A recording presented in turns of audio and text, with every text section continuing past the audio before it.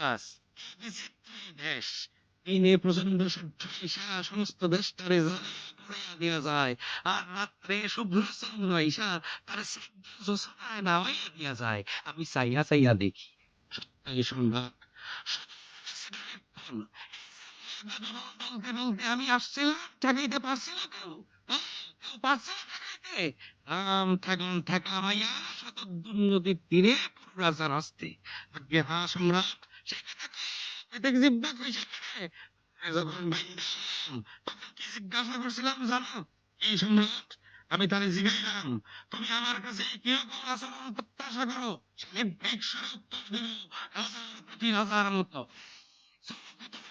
তারে ছাইড়া দিলাম সম্রাট মহানুভব মহানুভব অন্য কিছু করতে উপায় আছে না এই যে এই যে সম্রাট এই ঢেমসা, তবে এটাকে আগে গুপ্তচর শিবিরের পাশে বসে কি হিজিবিজি লিখছিল পড়তে পারলাম না, তাই সম্রাটের কাছে নিয়ে এলাম কি আবার লেখাপড়া করতে আসিলা ভারত সম্রাটের কাছে যে শিক্ষা পেয়েছি তাই লিখে রাখছিল কি মনে কইরা সম্রাটের সঙ্গে যুদ্ধ করবার জন্য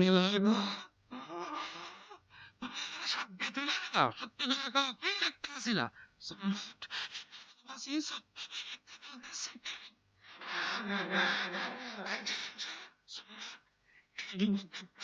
বাবা ক্ষমতা থাকলে চলে এসো, দেখি কে তোকে রক্ষা করে।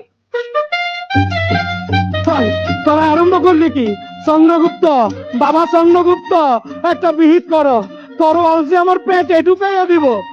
সম্রাটের আজ্ঞা শিরোধার্য সেলুকাসের শিবিরে দেখি, তাই আমি কখনো ভাবিনি যে বিশ্বাসঘাতক। অ্যান্টিগোনাস, আমি তোমাদের সেনাপতি, সেটা খুব বিশ্বাস করি বাবা, কিন্তু তোমাকে বিশ্বাস করি না। অ্যান্টিগোনাস,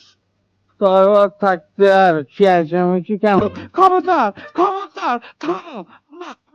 বলছি ও বাসা বাসা এগুলো আই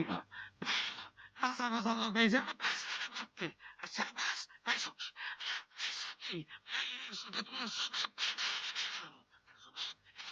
আমি ভাইয়া বানাই কি অপরাধে সম্রাট শিবিরে গুপ্তচরে আমি ছিলাম যে সাবির তাপস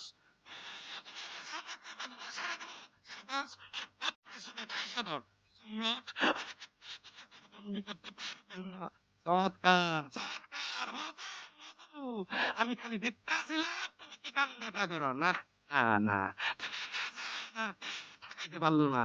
ছাইড়া দিলাম জয় জয় জয় সম্রাটের জয়